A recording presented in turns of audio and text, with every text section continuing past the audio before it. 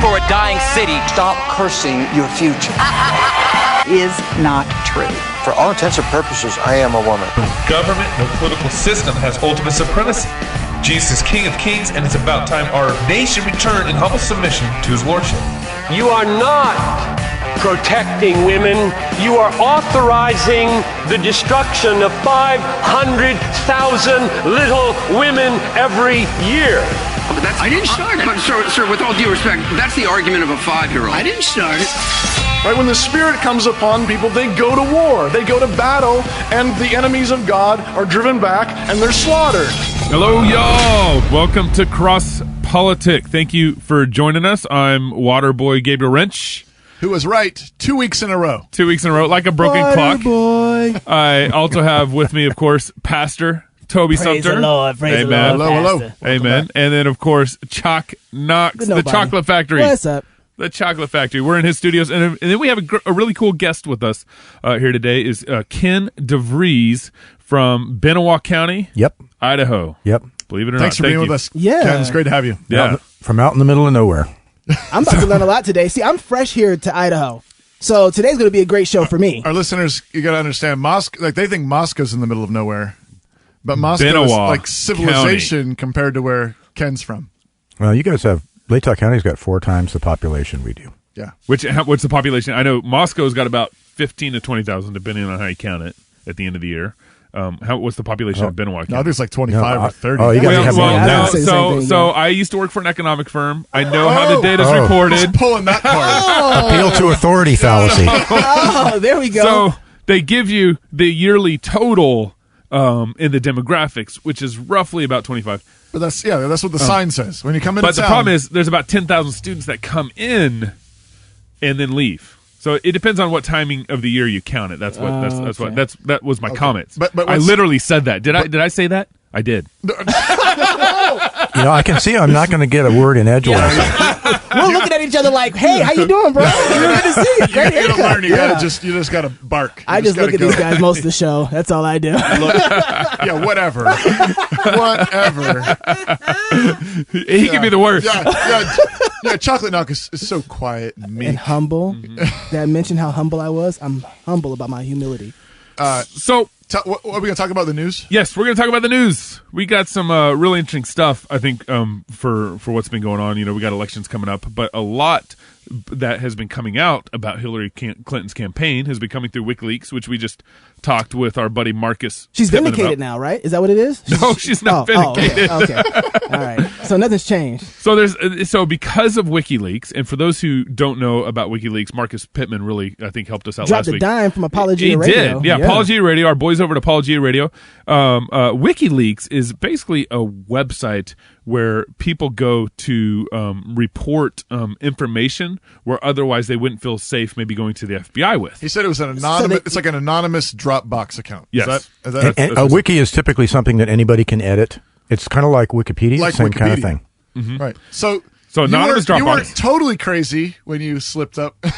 No, not totally. He was calling it Wikipedia last week. I did slip. It was yes, but it's like it's a similar idea. Right. Okay. Yes, but they don't want people editing the emails. They want people being able to be a Dropbox for anonymous situations. Exactly. In the last 10 years, they haven't had anything that's been doctored or proven that's been doctored. Right. So in the last 10 years, everything that they've put out in public has not been... So far has been authentic. Authenticated. I read, that's right. Although a lot of the major media, though, is saying that these emails were illegally... like hacked or something like Russia that. or something like that. Well, think about it. Think about it for a second. Let's say you have a secretary. Yeah. Goes through your computer. Okay. Grabs your emails. Right. Because they know what you're talking about, and they say, you know what, this is trouble. This is the only way I can prove this. I already know that. It's the only way I can prove it. So they steal your emails. So it's technically stealing. Yes. It's illegal. Yes.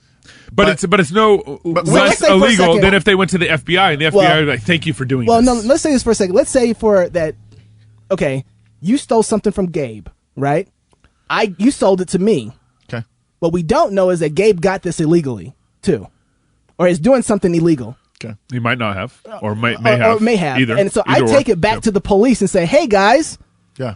I got this from somebody sold me something that was stolen. And they go through it and realize, I'm glad that we got this from this person. Regardless of how we got it, the person who it originally belonged to is in some bad trouble. I think that there are all kinds of ethical questions that could be brought up concerning people like Snowden and WikiLeaks and all this kind of stuff. However, from my perspective, the best thing that ever happens to government is sunshine. Come on now. Okay? Yeah. Come on now. I'm going to go on record, and I'm going to say that. And I have a lot of conservative friends who will criticize me for my support of people like Snowden and Julian Assange. Mm-hmm. Yeah. Okay? Yeah.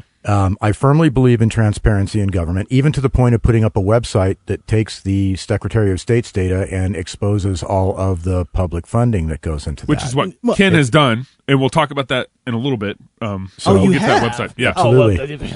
Okay, I'll try not to. Well, and just by the way, yeah, okay, slow down. And by the way, by Assange doing this has made the Obama administration the most transparent administration of all time so far. Not because of Obama. Not because of Obama, but hey, not voluntarily. Obama, yes, he did. He said he would. He said he'd make it transparent administration. He did say that. And I don't care what you say, all the glory goes to Obama. No, you know what? I'm going to give glory to God for that one because he took Obama's own words and brought it back. Exactly. Yeah. So this another website has popped up where they kind of categorized the most damaging WikiLeaks.com. Good. So because I'm not going through all that I know. stuff. There's over 50,000 emails that have come out in the last 3 months or something. And so this website has gone through and it's called mostdamagingwikileaks.com. And you can go to that. It literally is. Well, this is a deep rabbit hole. Very helpful, actually. Yeah. Mostdamagingwikileaks.com. Yep, but there's 100 that they've categorized. Yeah, you go there right now. There's 100 that they put down so far. But I want to point out this one. This is number 6. This is where I want to start with. Are they this. ranked? Well, they rank them from 1 to 100. It's probably not like any real scientific. I think by the time you're talking about most damaging WikiLeaks, 1 to 100 is rather academic.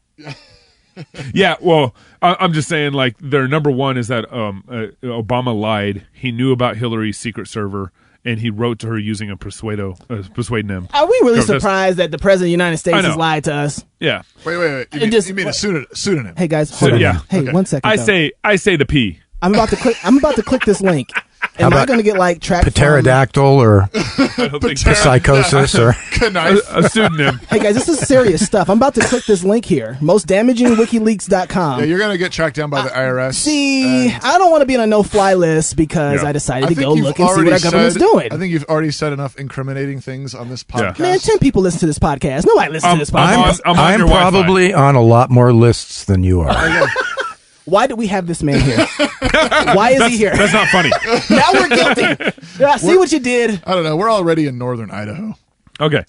So, but I want to point out one of the things that they categorized on there, and it was at number 6, was that Hillary's campaign, emailing back and forth. They have all these conversations emailing back and forth. One of her higher level people in her campaign basically was emailing saying, "We want an unaware and compliant citizenry." I read that one. Oh, unbelievable! An unaware and compliant citizenry. I think the direct quote or a very close quote was, "We all know how hard we've all worked to achieve a compliant citizenry." Mm-hmm.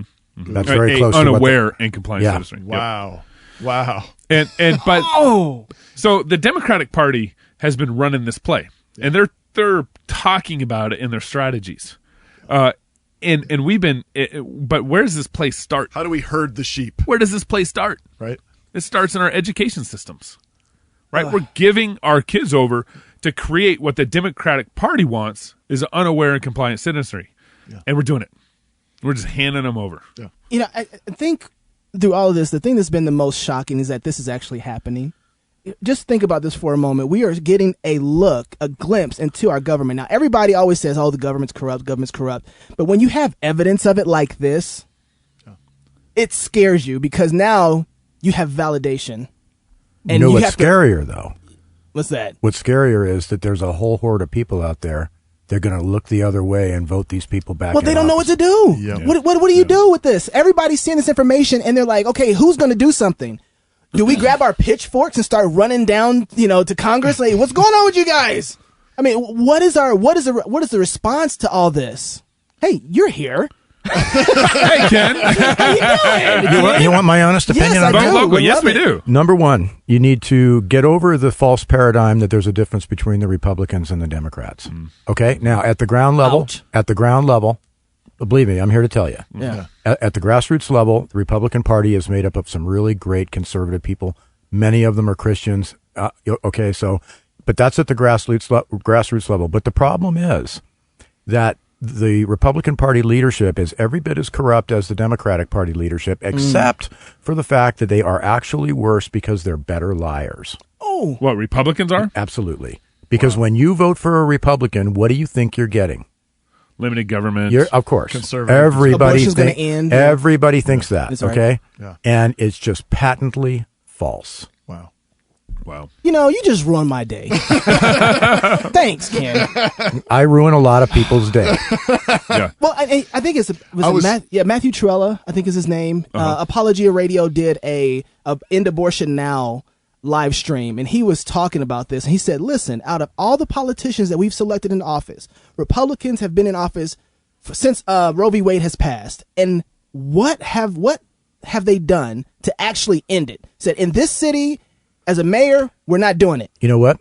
Congress can end that problem with one vote, because the Constitution gives them the authority to limit the topics on which the courts can discuss anything. Wow. Did you know that? No. I do now. They can establish the jurisdiction of the court. And how long have we had a Republican Congress? Have we ever had one? Too long. We did.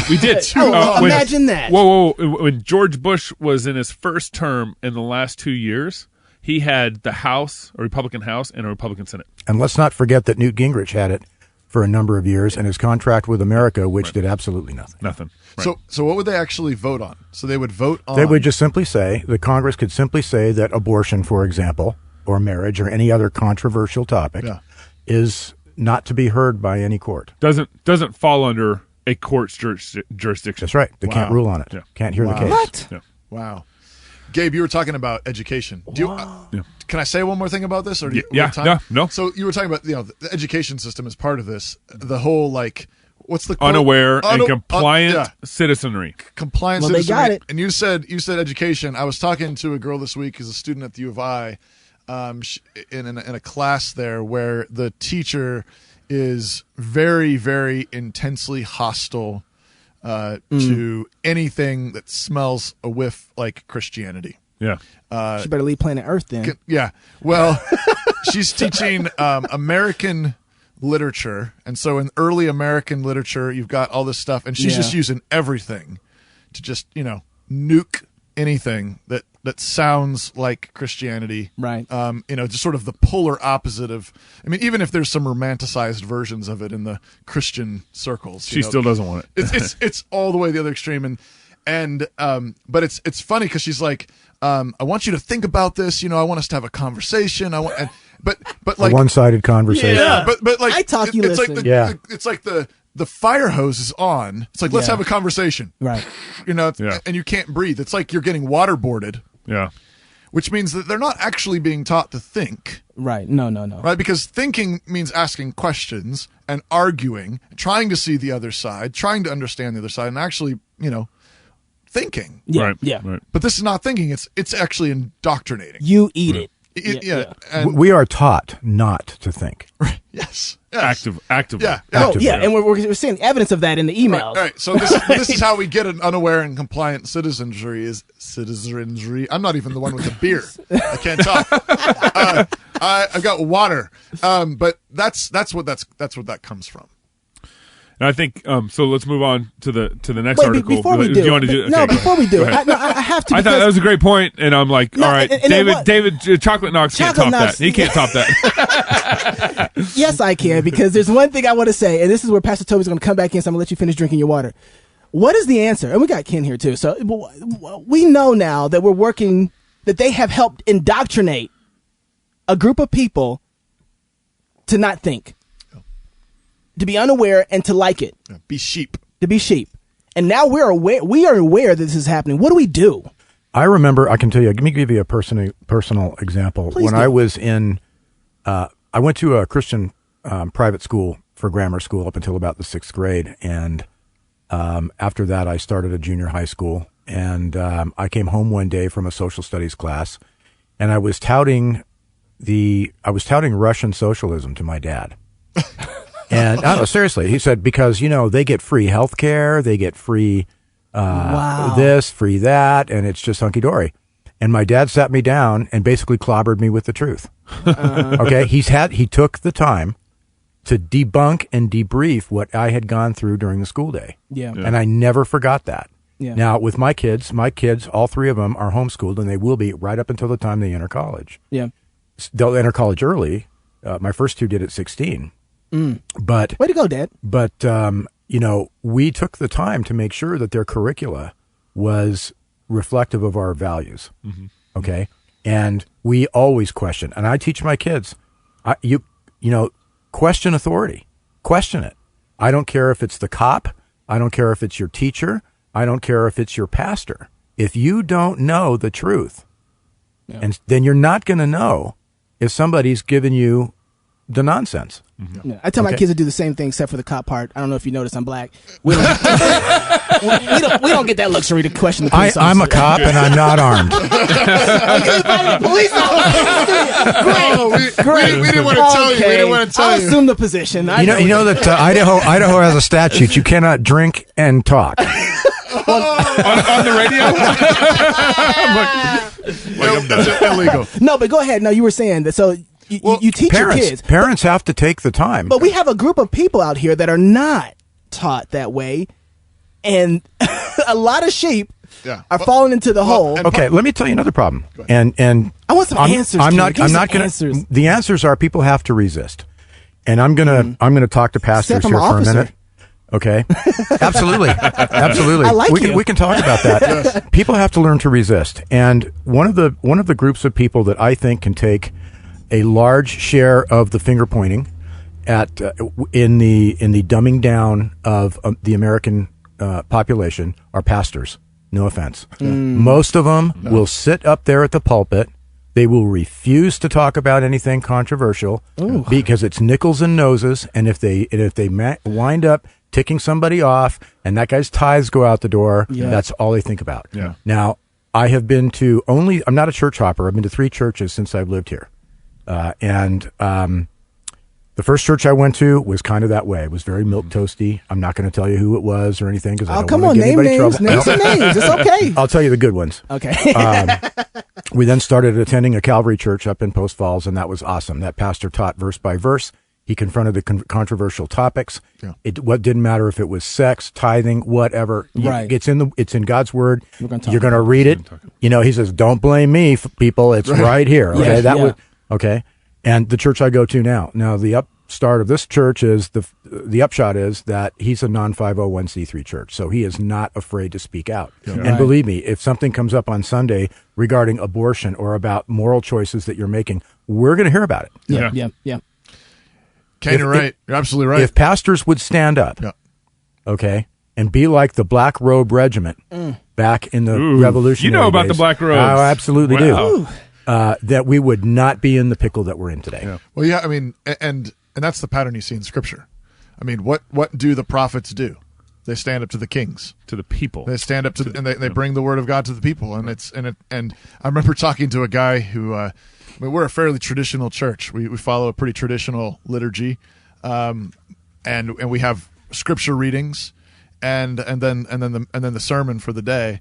And I had this guy come to church one time, and he said, "I grew up in a really traditional Lutheran church. We had the scripture readings, and then the pastor would get up and he would talk about his week. He would talk about like what he did that week. Yeah. Oh, story time. He would tell stories, and he said, and it never had anything to do with what the readings were before. And he says, but you actually get up and you actually talk about the readings." Explain them to us, and then you apply them to our life and to our world. What a novel idea is that? And I was just like shaking my really? Like that's what you do? He says, yeah, I went to church, and like he would just talk about like what he did that week. Wow. And that's common. That's actually common. I think that's more common than most people think. Wow. Absolutely. Absolutely. Or, you'll get the John 3:16 message day after day after day after day. Right. It's just the nothing about repentance or nothing about the consequences of sin. Okay? Right. So That takes us to Joel McDermott's. Yeah, that was our talk. Yeah. Like restitution. And he just said, I like that. we have enough sermons on justification by faith. Right? We have enough. I question that, but I would say that differently. I would say it differently. Right. But he's trying to poke people in the eye. What he's trying to say is right, though. Yeah. I mean, my grandma, God bless her, dear old Baptist lady, taught Sunday school for many, many years and so on. But I think, every time we visited and went to her church, it was the same message. It was the come to Jesus, come down front. That was it. And not anything about, so how does Jesus affect, your finances? How does Jesus affect education? How does Jesus affect how city council runs? Yeah. If he's Lord of everything, then he's Lord of that. And we're going to talk about that some more with Ken Vries when we come back on Cross Politic. Hear about what he's doing here in Idaho and see if we can't save this world. A little more with Cross Politic Radio next.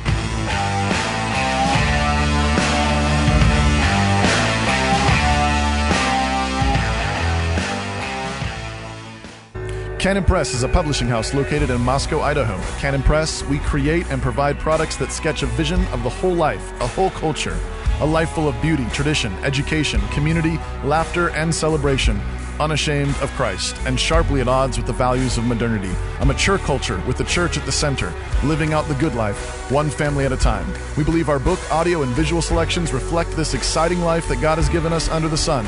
As the wisest man said, go eat your bread with joy and drink your wine with a merry heart, for God has already accepted your works. CanonPress.com. For 21 years and counting, New St. Andrews College has sought to obey Christ's Great Commission to disciple nations and build him a house, not just in Jerusalem, but throughout the world. Not with stones and mortar, but with living stones. We build and fight. This is the task of a Christian liberal arts college, to equip students with the tools to build and fight. And this is our joyful task as we seek to graduate leaders who shape culture through wise and victorious living.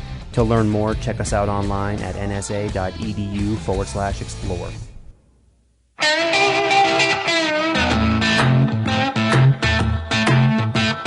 Folks, thank you for joining us at Cross Politic. Thank you for listening to our show. For this segment, we have a special guest, Russ Fulcher, down in the Boise area, southern Idaho. And thank you for joining us, Russ. My pleasure. Thanks for having me on. Yeah, and so just to kind of give an introduction for Russ, he you actually grew up in the Boise area, went to Meridian High School.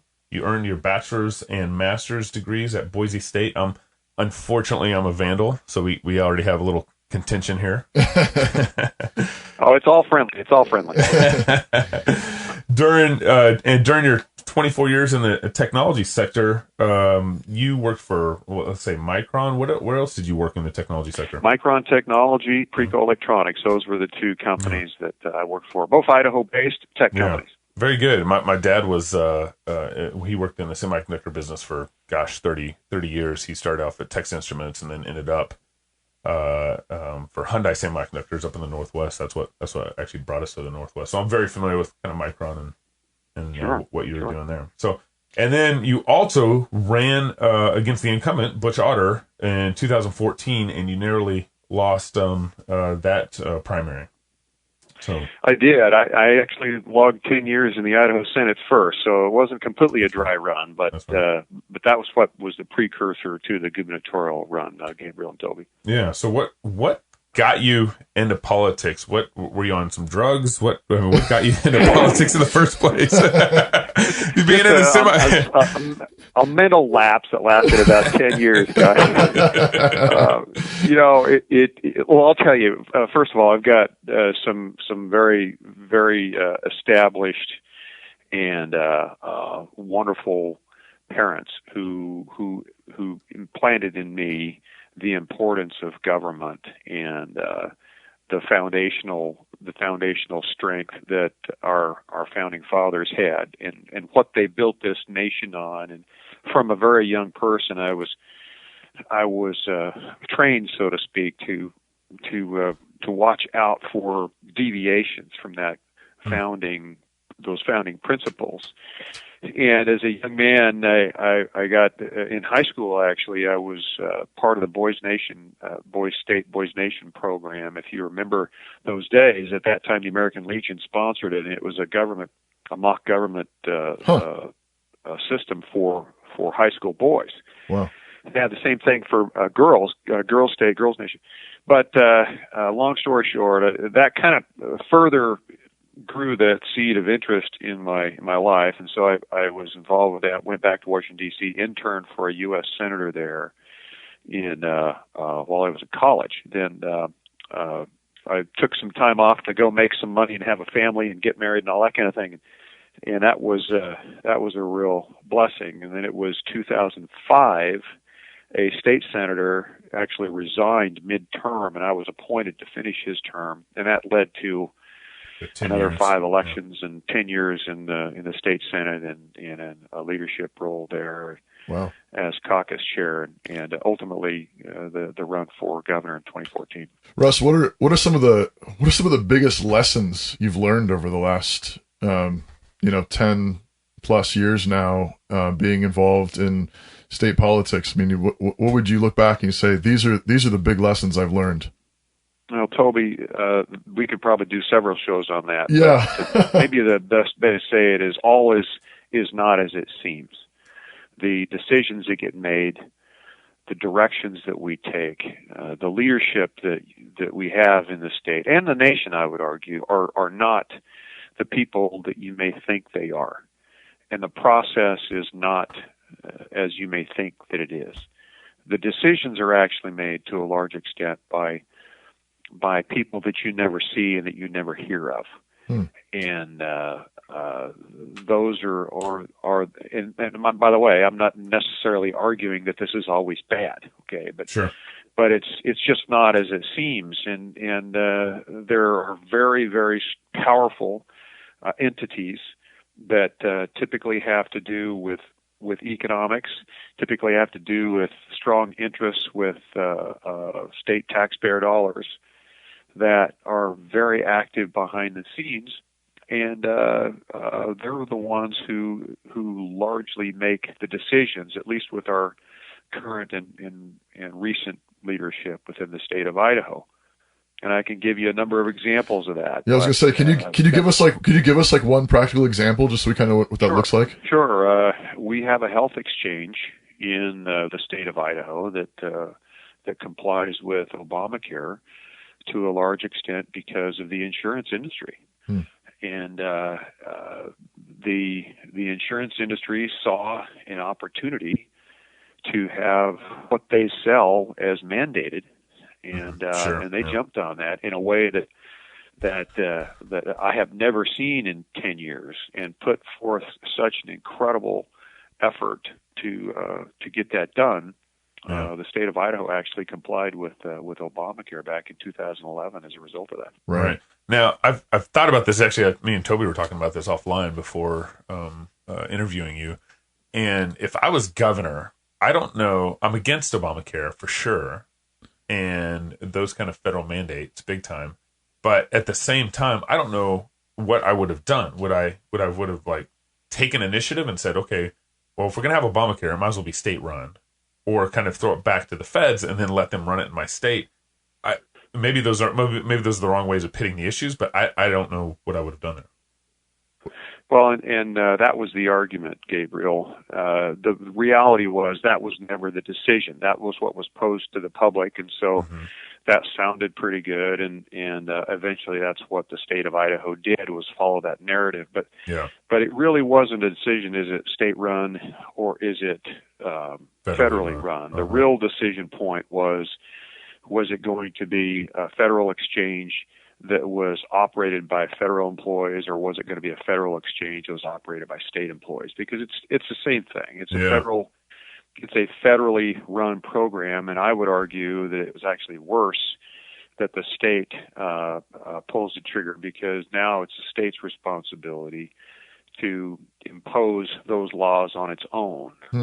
And the alternative was, and I believe still is to create a parallel path, if you will, to create a private option, to create a a series of things that are privately driven in the form of health exchanges and in healthcare memberships and a number of alternatives, private clinics that could create that network and that alternative to the Obamacare exchange. If the feds want to do that, let them go ahead and do it. In the meantime, let's go create a better alternative. People will migrate to the better alternative. Yeah, right. Yeah. I'm an entrepreneur, so I'm on Christian Healthcare Ministries. I don't know if you're familiar with kind of like Good Samaritan. Sure, I am, and that's another one of those ingredients that could be offered.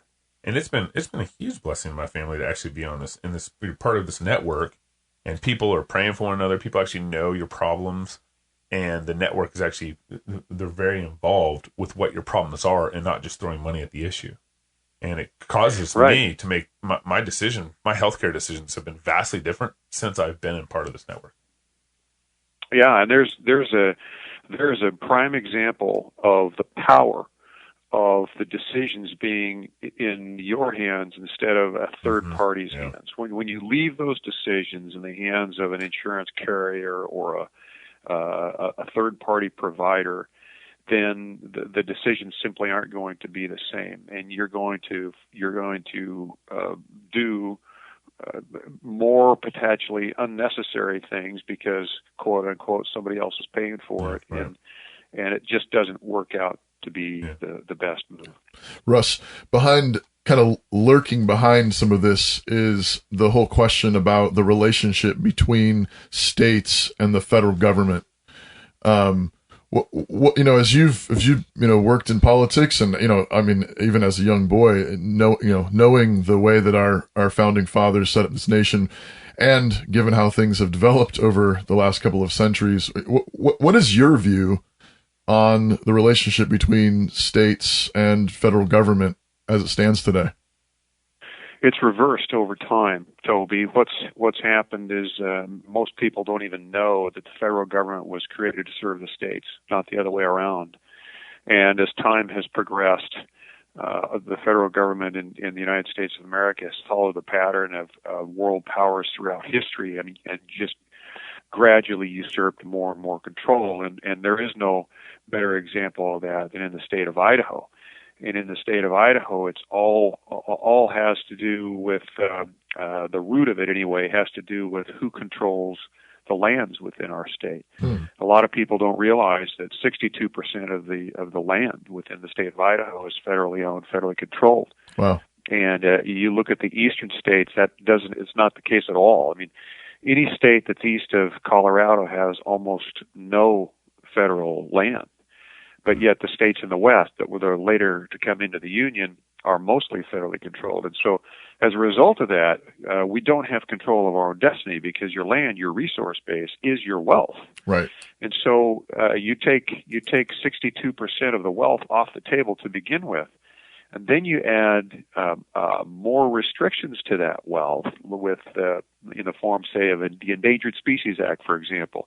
Well, you can't do this with the land because it might hurt slick spot peppergrass, or you can't do this because it could hurt the wolf population. You can't do this because it may damage the spotted owl habitat or whatever. Right.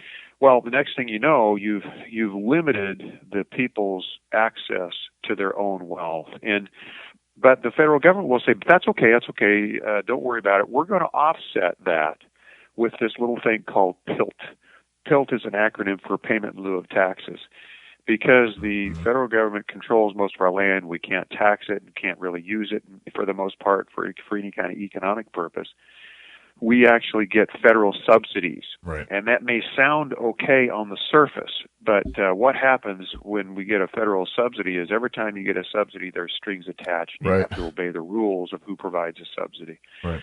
So unfortunately, the federal government controls the state of Idaho in a huge way. More than 36% of all the state budget comes as subsidies from a federal government.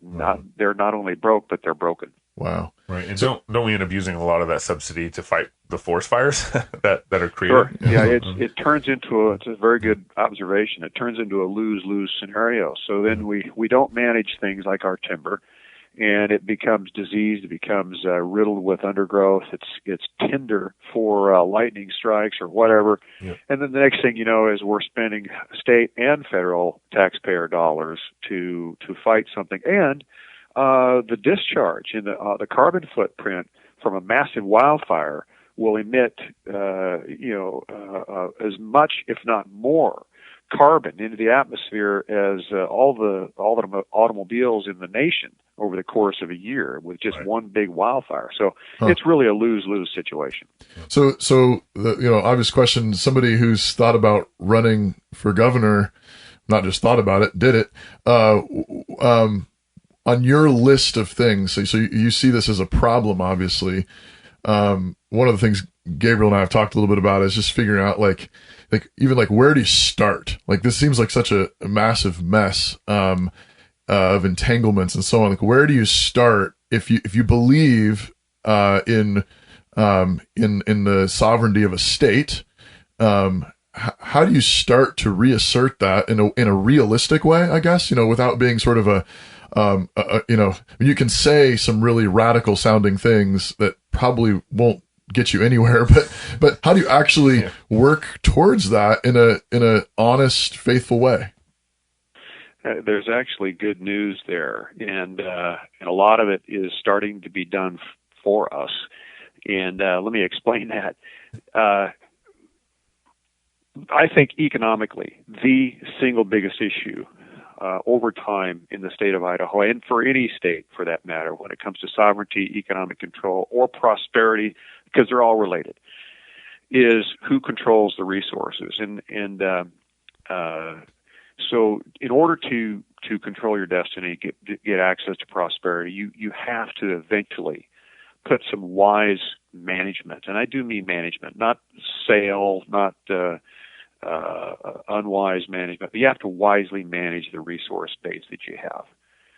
And there's actually some very good news on this front, and it's not going to surprise you how it's coming about, because it all has to do with money.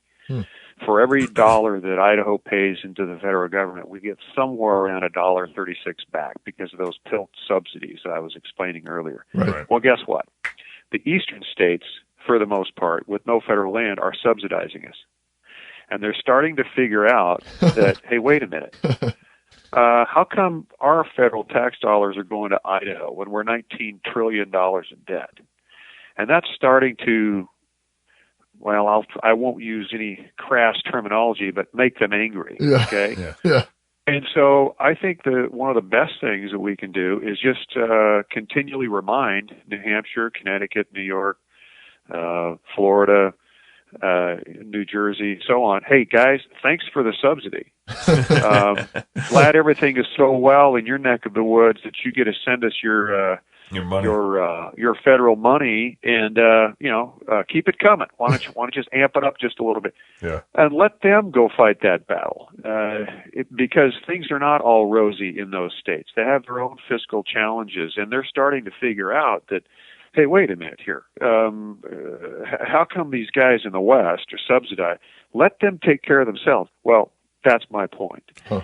And so a lot, and there's other things going on too. There's action in Congress to do pilot programs for the states to start to manage certain parts of the lands within their territories. There's some legal action. A group of states led by the state of Utah to take legal action, basically on a discrimination basis, because the western states came into the union under the same constitution that the eastern states did, but the eastern states keep their land, the western states don't. So there's a number of efforts going on, all of which have some realism, and frankly, I think it's a matter of time before it happens. So your focus on that question is definitely focusing on more the economic side of things. But for Christian conservatives, what about the social side of things, which we see as kind of the bedrock for a lot of our decline in the first place? The two, that's a very good point, and the two issues are directly tied. Sure. It's difficult. It's difficult to create an environment or nurture an environment that that is socially conservative when you're following the rules of a liberal master. Right. And so they come hand in hand. And so one of the things that frustrated me that I learned and came to appreciate in my later years in the Senate was, wait a minute, we are so subject to the federal government. I would go into a legislative session, gentlemen, and instead of having an agenda or driving a set of legislation, or for that matter, identifying things to eliminate from statute in the state of Idaho, like I would argue the Idaho legislature should do and should have done, we would simply be, our plate would be so full reacting to what the federal government was mandating, we didn't have time to govern on our own. On your own state. And that was because of that dependence on the federal government. And so the two come hand in hand. And so for those of us who are believers, if we're going to control our own decisions and set and influence the social culture, we have to be in charge of our own economic destiny. And so those two issues are directly tied. But the social argument is much more difficult to have with Washington, D.C. than the economic argument. Yeah. For a whole host of reasons, you may imagine. Yeah. One of those issues obviously has been the whole abortion issue. I saw this morning on the news that the Supreme Court struck down abortion law in Texas. What are your thoughts on that particular issue and state versus federal authority there? Well, boy, there's another topic that we could spend about a week on. Yeah. But there's the clash of cultures that ultimately is the battle that we face.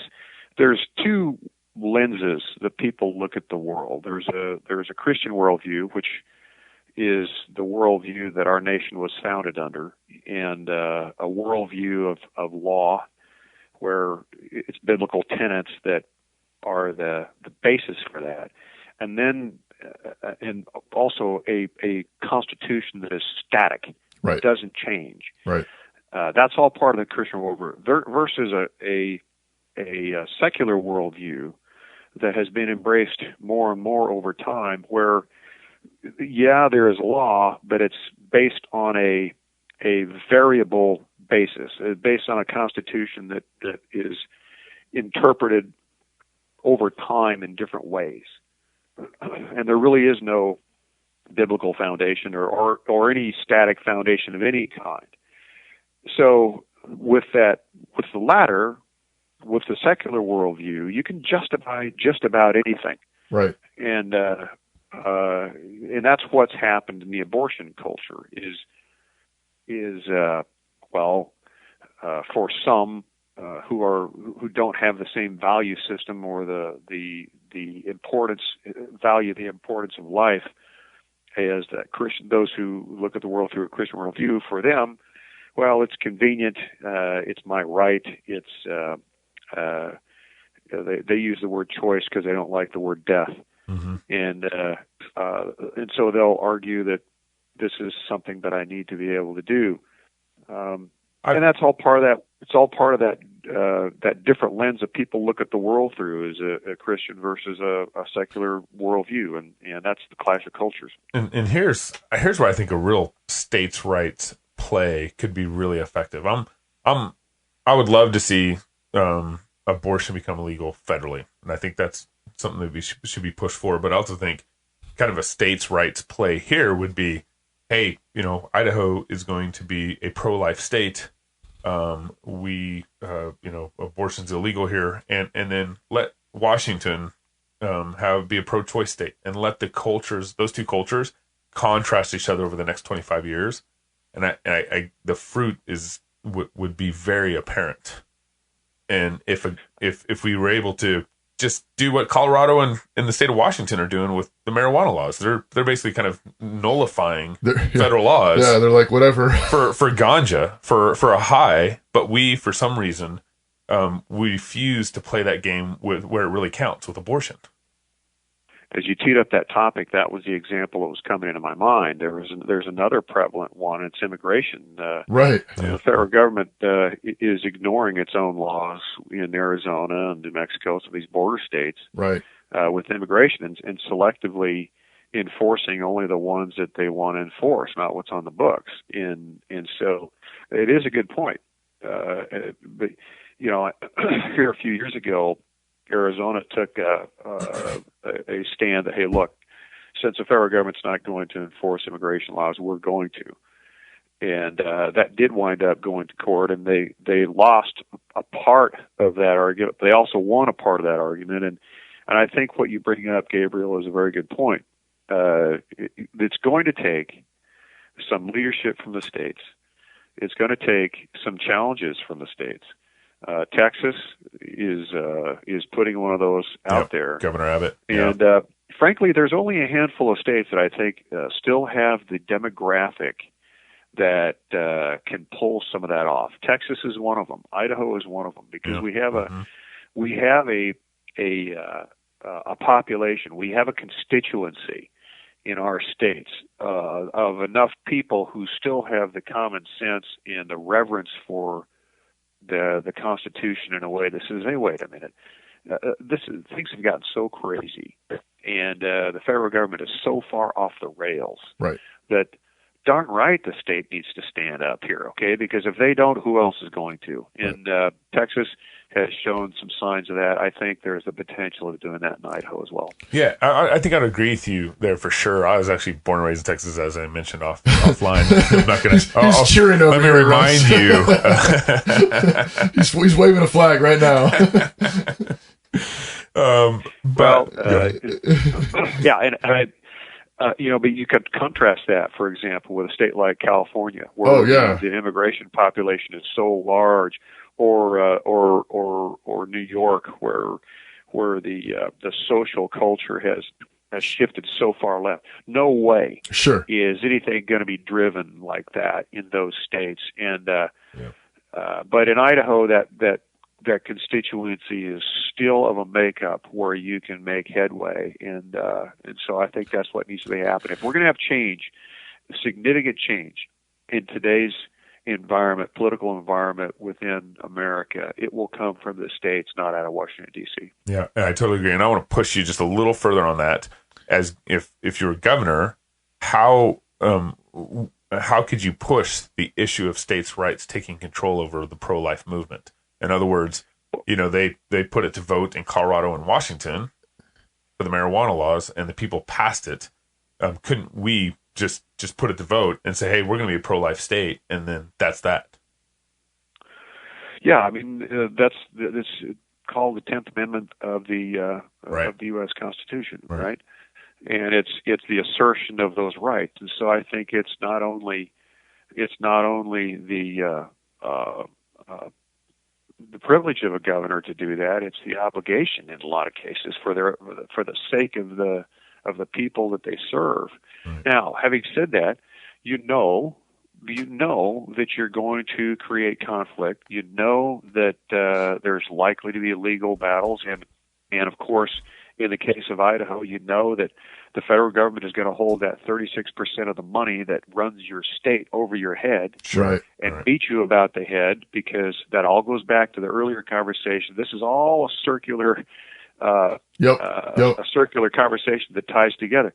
They will do that, and that's called control, and that's another reason why we need to control our own resources.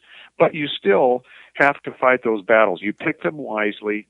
You pick your battles. You don't try to revolt on every single thing, but you pick them very slowly and strategically. You ground yourself in 10th Amendment sovereignty and legal protection, and then you proceed accordingly.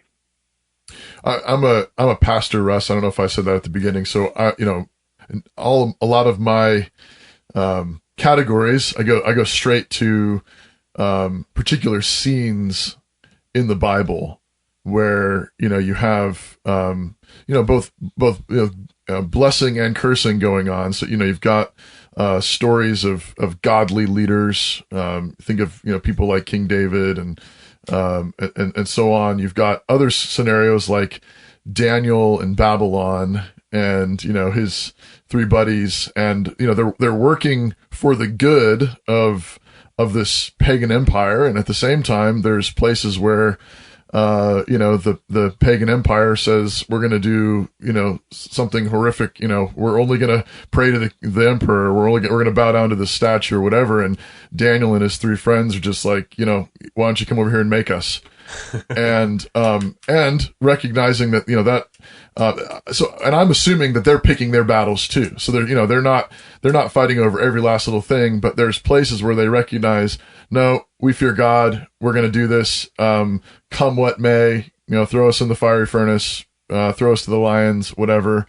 It seems like we're at a point where, even though I know it seems it can sound, crazy, right wing, radical, whatever. There's still places where, Bible believing, godly, politicians now have to begin to draw lines and say, look, come what may, not going to do that. Come get me. I was just talking to my kids the other day about the whole, the military, bill that was just passed, where folded into that Senate bill was the extending the draft to women, and I'm saying, we're not going to do that. It's wrong, and telling my girls, you're not going to register for the draft, and I'm going to sit here smiling, and I'm going to do it respectfully, but not going to obey you.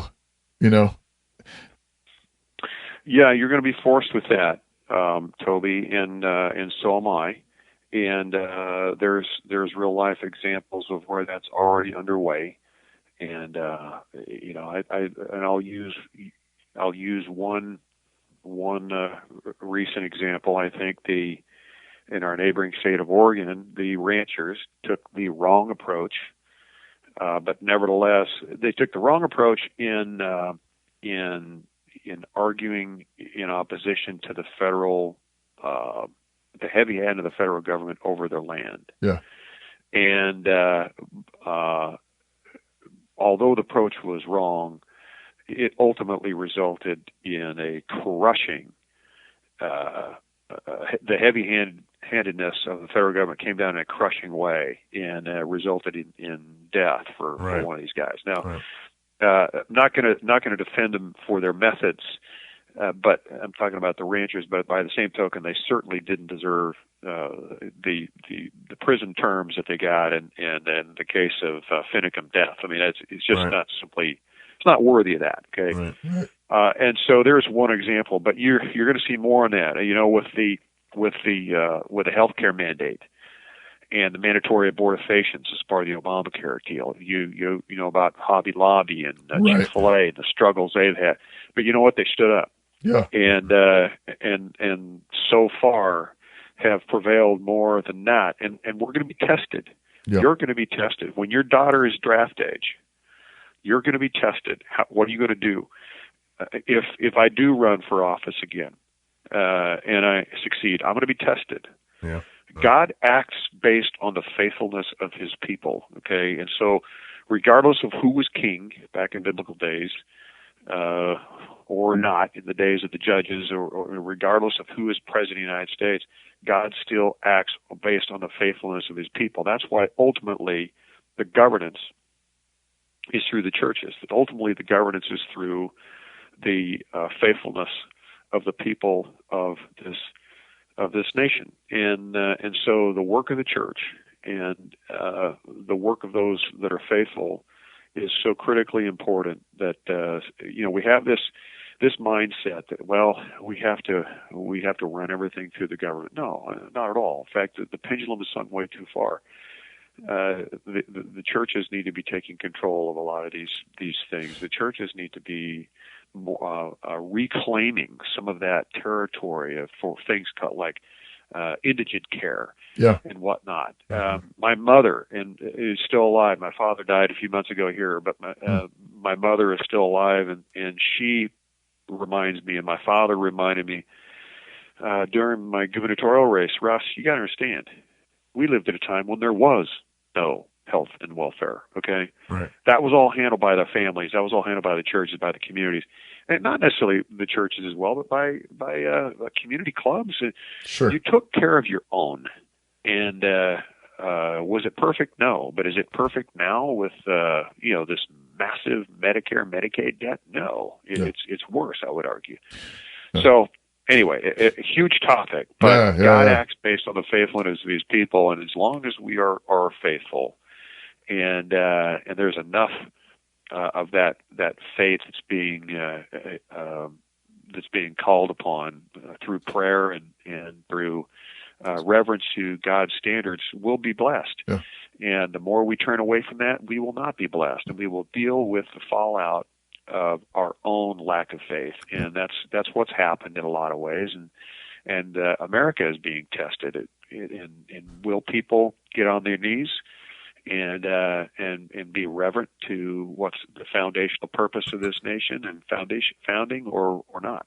What? Thanks. I know we're lobbing big, massive things at you, and we're trying to be unfair. You're very gracious, and really appreciate your thoughtful answers here. One more, just maybe similar in some ways, but just curious what you would say.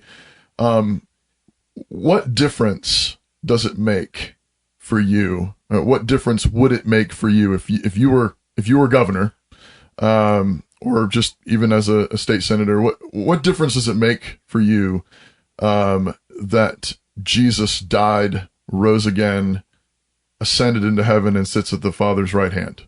What difference does that make for you? There's my insurance plan. Okay, it's not Obamacare. I mean, I have the ultimate insurance. I know what's going to happen. I know the end game. I know the scoreboard. Okay, and I know ultimately where this goes, and so that provides incredible comfort. But also with that, if you believe in what you just said, which I do, you also have to believe the rest of the doctrine and the rest of the scripture around that, which includes we are to occupy until He comes. And so it comes as a package. Yeah. And so I happen to be in a position where I've been blessed with a little bit of influence and possibly the potential to be one of those that helps occupy. And that's something that if I am called to do that, then I need to do that. And if not, then I need to support those who are. And so it's the ultimate insurance policy, and it's the guts of the doctrine that dictates how our governance should be. And I would also argue, Gabriel and Toby, it is the belief that the founders of this nation had, and those who structured the system that we have been blessed with. That's why America has generated more prosperity than every other civilization in the history of the world combined. It's because it was based on a biblical foundation with biblical rules, standards, and at least to some degree, those have been followed. The further away we stray from it, the less prosperous we will be, the more chaos there will be. The closer we get to it, the better things will be. Let me wrap up with this question. For those, it seems like I think a lot of us have a defeatist mentality about politics. Our vote doesn't count, or we're down to Hillary and Trump, lose, and then we're in this county, Latah County, or we're in, Boise or whatever. And we want to see things change, and we want to have impact on politics. How do we where do we start to where do we look? What are the things that we should be doing here in, Latah County? A republic or a successful functioning republic has a prerequisite. And that prerequisite is that the people are engaged and informed. And with engaged and informed people, hopefully that have some reverence for biblical standards, then things work. Without that prerequisite, things don't work, at least work well. And so the answer for the people of Latah County is the same as it would be for Boundary County or Franklin County or Ada County or any other county or state, and that is to be informed and engaged. In the race that I had, I made no secret about who I was, what I stood for, what was important to me. And for a number of reasons, I got a very, very late start. I was only in the race for about 7 months, and there were reasons for that. That wasn't the plan. But I was only out there for 7 months with very little money, really. I mean, comparatively speaking. Right. And in that 7 months came within just a few thousand votes. Remember, there's 1.6 million people in the state of Idaho, and we were just very, very, very close. Yeah, you were close to prevailing in that race. That tells us that there certainly is hope for those who are in a godly mindset with that type of motive to be successful. We did very well in Latah County, as I recall. So the roots are there. People realize that things need to change. And so there is hope, and there's answers for the struggles that we face. That is just better off for everyone, whether you're of faith or not. When I interviewed Ted Cruz a number of months ago, and one of the things he said in the interview was there was, I believe, 54 million Christians who did not vote in the last presidential election. Now, I don't know how to verify that stat, but if that's true, that there's all these people sitting on the sidelines not engaged. Well, I mean, we could drastically be changing the scenery.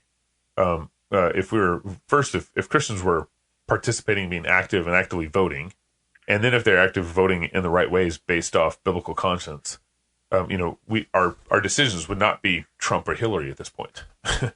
And I feel like I think you're kind of getting at it a little bit, where it's like, if engagement and not sitting on the sidelines for those who really should be leading society in the first place, that's occupying. Yeah, occupying. Right. I mean, if there's 54 million Christians that did not vote last election between Romney and Obama, I mean, that's incredible numbers for actually having an impact. It's like the evangelical vote still matters, but only if we participate. It doesn't really matter anymore. We got Trump as a conservative nomination. So here's a probably you're going to think is a really goofy response to that, but my kids are older now. But when they were younger, we'd try to take them to a movie periodically. There's a movie called Bug's Life, came out back in the 90s, and I remember that.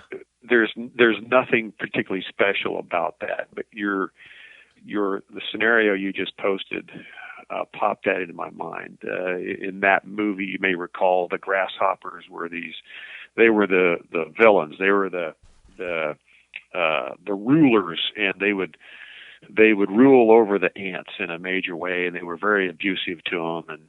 And there was this goofy little ant character called Flick, and he was kind of a little bit of a rebel. And the whole crux of the movie came up to one crescendo when, through the midst of this abuse, Flick stood up and said, "Hey, wait a minute. There's more of us than there are of them." Huh. And ultimately, in that goofy little movie, the ants overran the grasshoppers because they had the numbers. Yeah. That's what Cruz was talking about. And that's what I would lift up to you and to your listening audience. There's more of us than there are of them. But if we don't engage, then shame on us. We get exactly what we deserve. Yeah, that's right. And so for those who choose not to participate, you will get what you deserve. But I would argue you have failed your obligation to occupy until he comes. Mm-hmm. So, amen. Once again, it goes back to: is there a faith base strong enough remaining within our state, within our nation, to right the ship? I would argue that there still is, but we have to pick up our responsibilities and execute on them. Well, thanks so much, Russ. Yeah, thanks for joining us on Cross Politic. We really appreciate going way over what we requested, and we hope that this is a benefit to our listeners, and we thank you for joining us on Cross Politic, Russ. My privilege. Wish the best to you and to your listening audience.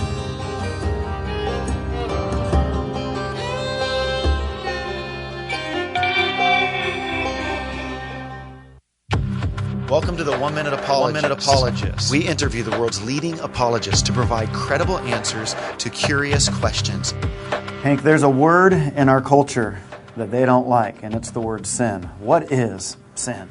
Yeah, sin is misunderstood in our culture because a lot of people think that when you're talking about sin, you're just talking about things that you do which are wrong. But sin is far more than that. If I see someone who has a need and I have the capacity to meet that need and I don't meet that need, that's sin as well. So there are sins of commission and there are sins of omission, omitting to do that which you could when it's in your power to do it. But sin ultimately is that which is a break in fellowship between us and our Creator. And when that break in fellowship occurs, it affects every area of our lives. It affects how we relate to other people as well. Another misconception about sin, though, is that sin is something in and of itself. It's an ontological entity. It's a thing. But sin isn't that. Sin is the deprivation of good. And as a result of sin, again, there's a break in relationship with God, a break in relationship with others, and that's why we look forward to a time in which the problem of sin and Satan is forever done away with, and we live in a new heaven and a new earth, and we will forever be able not to sin.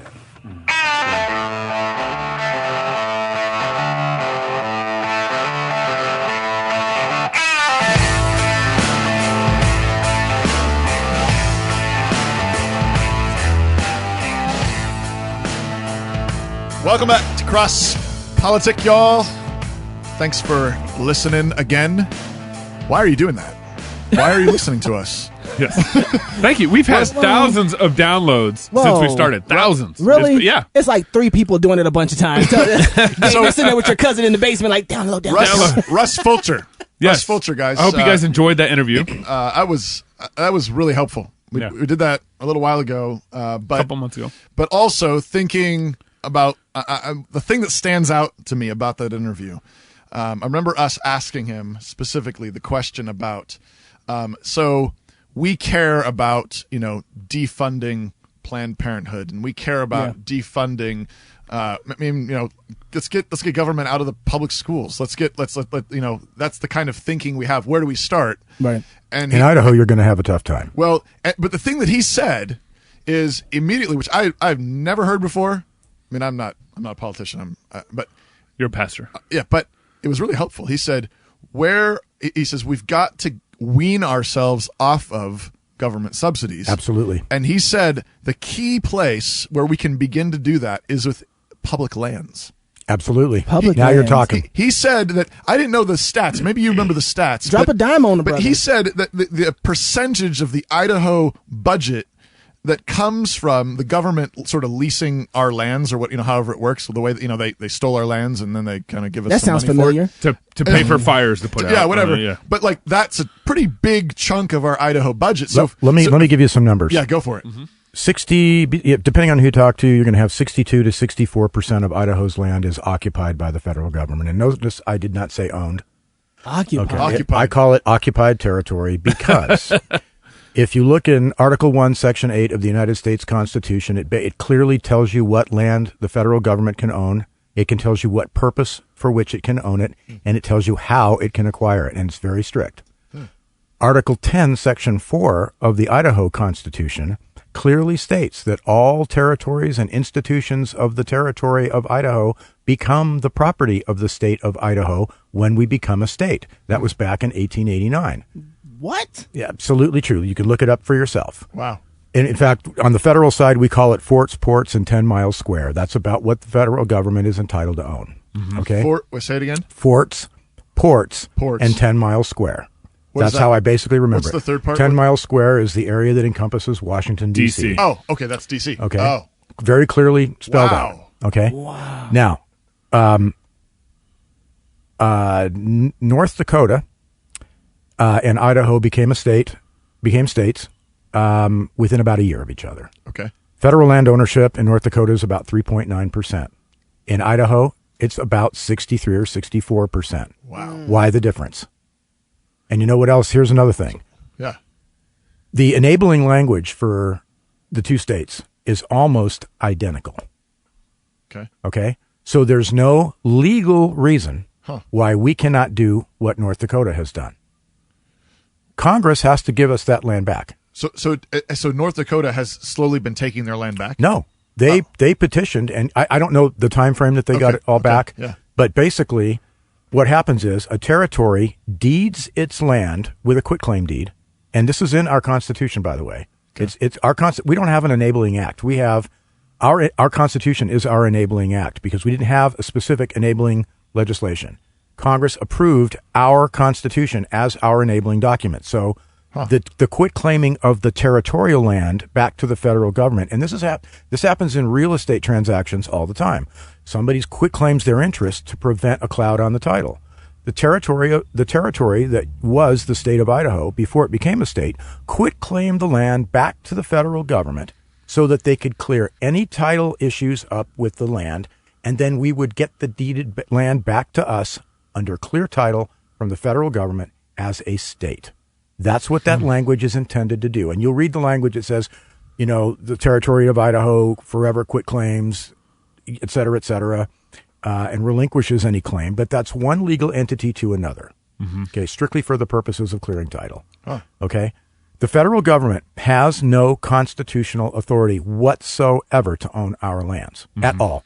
There is no constitutional authority for national monuments, no constitutional authority for national parks, national forests, or any other national anything. So what? By what right do they claim it? A good question. There is no right. Because they have the power. That's right. You see those planes they have, those fighter jets, and people are ignorant about that. Now, in return for us not making a stink about our lands, what they do is they give us what's called PILT. Payment in lieu of taxes. Right. I remember, and I think Fulcher talked about that. Yeah. Russ knows this stuff. Yeah. I've known Russ for a number of years now, and I was his campaign manager in Benewah County, and we scored big for him up there. Yeah. And I can't wait till he gets in the governor's mansion. Let me tell you, I will go to work hardcore. I was really impressed when we talked to him. I mean, it makes tons of sense. And again, going back to how do you start? Where do you begin? This is such a huge pile of stuff to dig out. I mean, good words to use. This is a children's show. The state of Utah is leading the way. There's a representative named Ken Ivory who lives down in Utah, and he started Utah's movement toward liberation of their federal lands. And they gave, I believe it was a year or two ago, they gave December 31st of a year or two ago to the federal government that they will, turn that land back over. Otherwise, they're going to proceed to file litigation on it. Nice. They think they've got, good grounds to. I maintain that the courts are not the proper place for that because I don't think the federal courts will rule in our favor. Well, and they don't if they don't have constitutional authority over our land, why are we going to the federal court? That's my point. So it's a jurisdiction thing. Right. Yeah. That's how I see it. Right. Jim Schmelik, a Idaho County commissioner, that's a couple of counties south of us, is probably Idaho's foremost expert on the federal land issue. And if you're really interested in talking about that, he's a great guy. Is there a website or? I think you're going to have to give me time to think about that. Okay. He's got a couple of them. And I'll look it up. What's his full name? Schmelik, Chmelik, Jim. And what about the budgetary side of this? I mean, so there is a pretty big chunk of our budget. Well, it's not necessarily related to federal lands. Right now, the Idaho state budget's about 36% funded by federal subsidies of one form or another. And I mean, you have everything from, federal subsidies for the Department of Environmental Quality to transportation subsidies all over the place. Now, some of those subsidies, some of them are constitutionally valid, roads, that kind of thing, interstates, that kind of stuff. Sure. That's not what I'm talking about. Right. I'm talking about, subsidies that we get like PILT.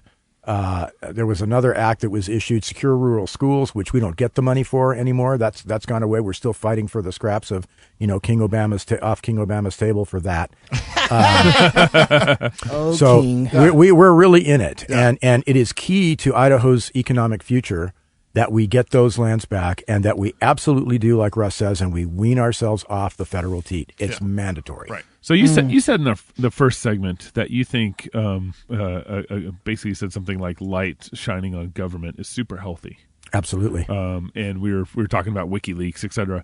But you've started a website here in Idaho. So I want to give our listeners kind of a practical example of what some of this kind of looks like, maybe even fighting some local politics. But you started a website here in Idaho to basically shine light on some of the Republican politics. You got your own wiki? Actually, he's got his own wiki. It's not a wiki. But here what's the website? The website is www.pactrack.com, PACTRACK.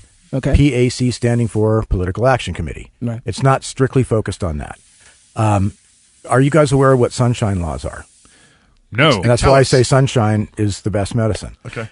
In Idaho, we have what's called the Sunshine Law. Every political action committee, every candidate, every politician must file periodic reports with the Secretary of State's office for every donation they receive that's political, every political expenditure it has to be itemized, categorized. PACs that do what are called independent expenditures, where, let's say, if you're a candidate, Gabe, and you don't know about this, but I'm going to do a mailing on your behalf. You don't know anything about it, but it's in your favor. I have to file a report on that. Okay, so every expenditure. How would I find out about that? We're getting there. Ooh. Now, slow your horses, bro. I want to know who's mailing stuff off about me. Okay.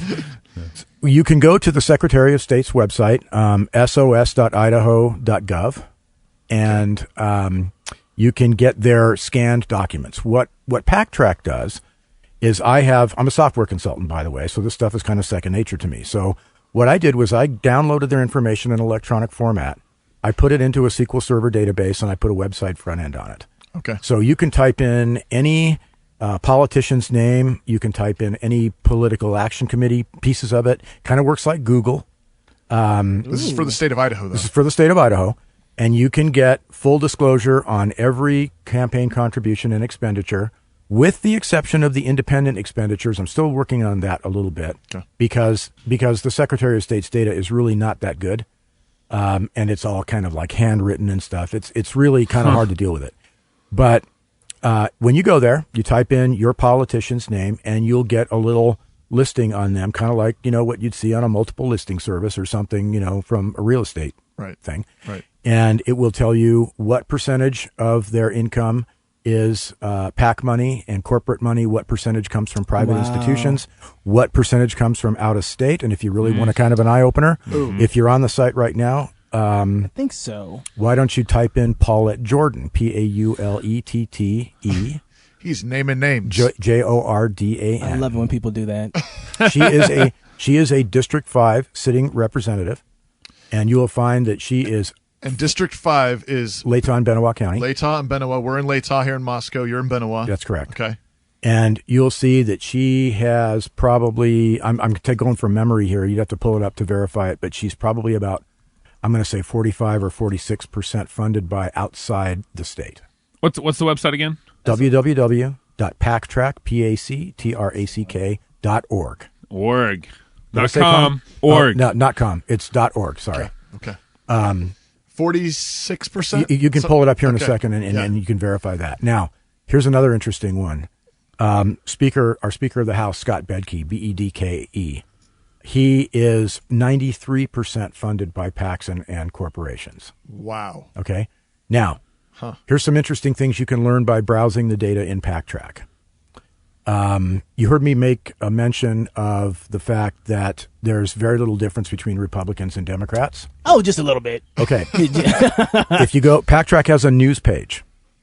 And once I put PackTrack online, what started to happen is people from around the state started sending me information. One of the pieces of information I got sent was a mailing that was done on behalf of a gal named Marcia Bjorn, Bjornn.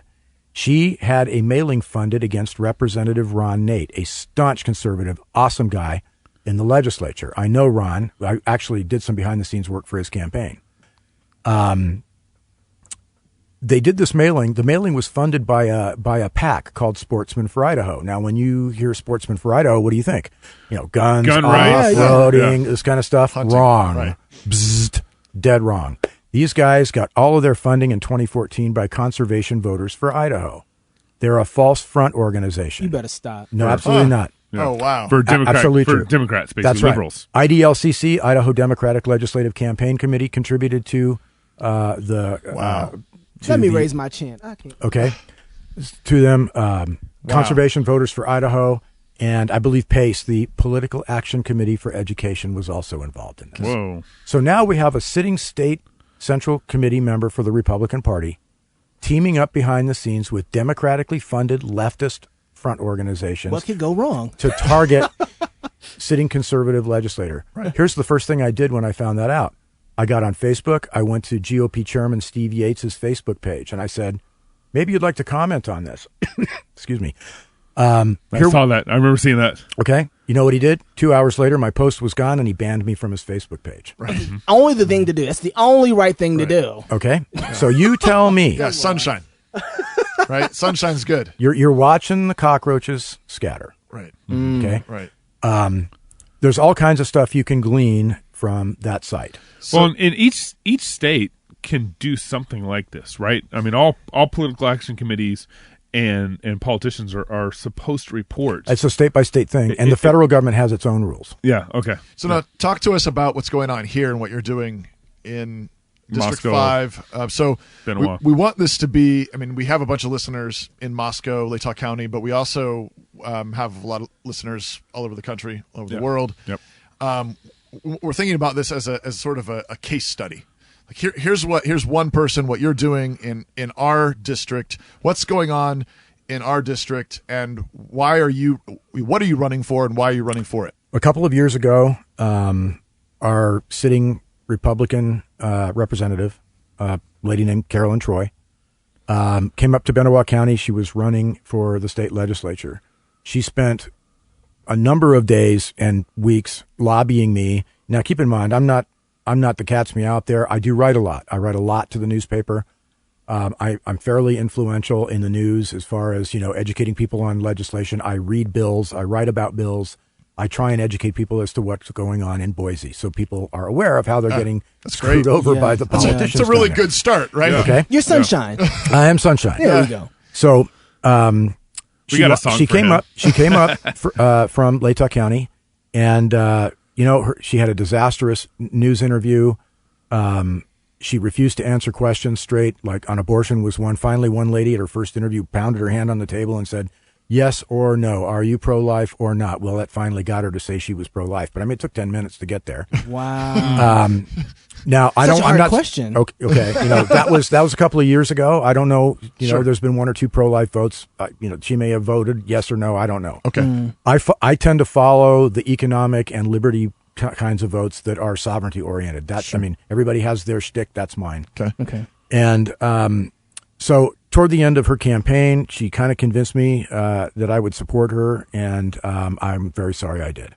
The minute that she got into office, she basically voted for every bad bill that you can imagine. And I'm talking the real bad stuff, not, Give me some examples. Okay, House Bill 425. It put same-sex marriage language into the Idaho tax code.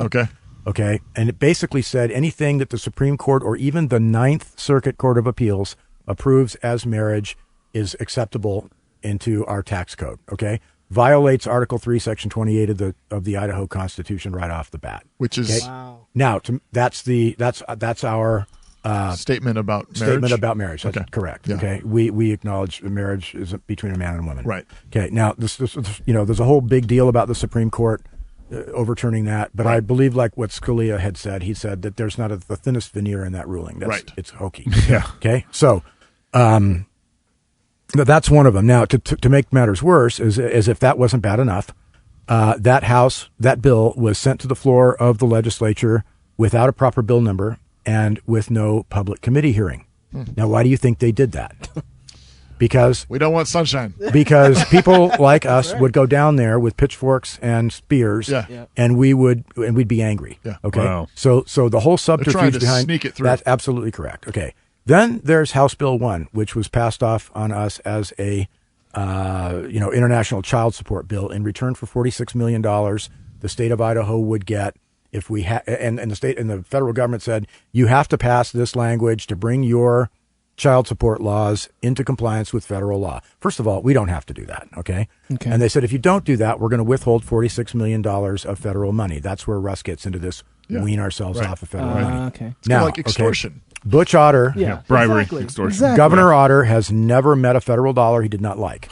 So he calls in a special session of the legislature to vote on this bill. This bill took the Code of Federal Regulations and referenced it in Idaho statutes. That's black star number 1. We should never be writing federal law into Idaho law, ever. Okay? Number 2, the Code of Federal Regulations references the Treaty of The Hague. We are not a ratifier of that treaty. Wow. The United States has never ratified that treaty. So what this bill did was an end run around the United States Senate's treaty ratification powers and took Hague Treaty language and by reference put it in the Idaho statutes. Okay? What was the effect? The effect is that if you have, if your wife runs off to Iran with your daughter and you want to fight that, instead of being protected under Idaho law, it goes to an international tribunal to determine who the... Whoa. I'm not kidding you. Wow. Whoa. That's what's in there. There were several legislators that tried to bring this to our attention. Anyway, she ignored all the warning signs. She voted for that. Wow. I could go on. So you regret that vote. Absolutely. And what are you doing now? Right now, I'm keeping the only conservative face in the race for seat 5B. So she's a Republican. So let me maybe set the stage for what's going on here. So for our listeners, we live in 5th District here, which is Benoit County and Latah County. We live in Latah County, but 5th District includes Benoit County, just north of us. And so running the Republicans that are nominated, so we send 2 representatives down to Boise and 1 senator down to Boise from our district. Okay. The 2 nominated Republicans are Carl Berglund. No, not for my seat. That's for seat A. Yep, that's seat A. And then the other, so we have 5th District seat A, which is Carl, and then 5th District seat B, which is Carolyn Nilsson Troy, and she's the nominated incumbent Republican running, and she's running against a Democrat. Who's the Democrat? Lorraine Sorensen. And then Ken DeVries is in as an independent. And now why... if we have a Republican running against a Democrat, what are you doing as an independent jumping in the race? This is going to get into some interesting things that is sometimes difficult to get a point across, but I'm going to make Blow the the case. top off, I'm brother. going to make the case for you. Do it. It is not my intention to simply get a Democrat elected. Let me just put that out there. That's not the intention. I'm not working for the Democratic Party. I ran as an independent because the original plan was to get Carl Berglund, which he actually did. Carl Berglund signed up to run in seat B against Carolyn Troy in the primary. We think he could have beaten her. The problem was, no offense to Carl, I think he got a little bit of cold feet, and the establishment kind of said, we'll give you money if you switch seats, which he did. There was some chicanery going on there because they later stacked up somebody else to run against him. We beat him in the primary. We beat the other guy in the primary. Carl eventually won. Yeah. Everything worked out okay. Yeah. Okay? I was going to be the backup plan and file as an independent anyway. And we could go down with Carl on the front and kind of get him in a pincer maneuver and say, you moderates down here are going to lose unless you support Carl. You're going to get me in the general. And of course, in that case, it was bye-bye because that would take votes away from the Republican. Right. I'm pretty well known in Benoit County, and there's a lot of conservatives who are going to support me up there. Yeah. Carl switches seats. That left me holding the bag for 5B, for seat 5B. For seat 5B. So Carl went to 5A. Okay. I'm left with seat 5B. I wasn't about to back out because, frankly, I am furious at Troy. Yeah. Okay? She's not a bad lady. She's not Hillary Clinton. She's not evil. She just doesn't understand the primary role of government. Mm-hmm. Okay? Right. And So I'm running a legitimate race, and the bottom line is this. The difference between Sorensen and Troy is practically nothing. Troy has thrown conservatives a bone here and there. She did vote for the constitutional carry bill, although she voted against, or she would have voted against the constitutional carry bill that came up in 2015. That's a longer story. I won't get into that. Okay. But she did vote for the one in 2016. Hats off to her. And she's probably got one or two other votes out there that are probably okay. The majority of her votes on the topics that I follow, again, sovereignty, taxation, all that kind of thing, economic stuff, she's horrible. So now you're running against Carolyn, basically to tell the Republicans, to send a message to the Republicans saying stop nominating these moderates. That's right. Or basically Democrats. That's right. And so let's run this play to split the vote so she doesn't get elected. And then next time it comes around, hopefully the Republican Party's kind of learned from that experience. I want to shock them into shape and say, you know what, we're gonna put an end to your ability to elect liberal Republicans. Now, here's the bottom line: if Sorensen goes to the legislature instead of Troy, when you look at the damage that can be done between the two of them, I'd rather have a liberal Democrat than a liberal Republican. You're not sacrificing as much. I'm not sacrificing a thing. Exactly. It's an 80% Republican legislature. 80%. That's a super duper majority. This is more about a spanking. This is a shellacking. Okay. And I'll tell you what, the state party is scared to death of this because they are pouring thousands of dollars into this district in her campaign. Do you think that's to save her seat? No. It's to stop the brush fire that's going to happen when the rest of the swing districts catch on to this, and conservatives say, we've had enough. Right. We're going to do the same thing. You either get back to your platform, get back to the Constitution, or we're going to do our own thing. Or we're going to do our own thing. Yeah. And the reason why I like this as an example is because other people should be running this. Absolutely. When you got moderate, they are liberal scared Republicans, to death that this is going to catch on. So use that as a tool in your other states. Yeah, I mean, if you're fed up with it, I mean, if you agree with what Ken's saying, that there is no difference between Republicans and Democrats on substantial matters. Yeah. Right. I mean, and especially just with the corruption, with the lies, and with the being bought off, not standing by convictions, not doing what's right. Yeah. Talk about being bought off. You know how we got Obamacare in the state? Because Blue Cross and the three other insurance companies, Blue Cross in particular, spent $200,000 lobbying for it. Yes. This is in PAC Track. You can pull it up. $200,900 spent on campaign contributions from 2010 till now. Wow. Now, I don't even have the 2016 data in there yet. You can verify this. Wow. So people care about this, then they need to start making a point about it at home. Absolutely. In their county. In their county. County by county, guys. Find out who's running for those seats and say, we're not going to do this. We're not going to play these games. And if your guy or your gal is playing the games, get out. We got to stop the partisan charade. Yeah. Stop it. Thank you, everyone, thank you, Ken. Yeah, thank you, everyone, listening to Cross Politic. Thanks for having me on. Please email us at crosspolitic@gmail.com. Get on our email list. Get on our email list. It's a great way for us to stay in touch with you. We want to hear from you. Listen next time. More Cross Politic at crosspolitic.com or on iTunes.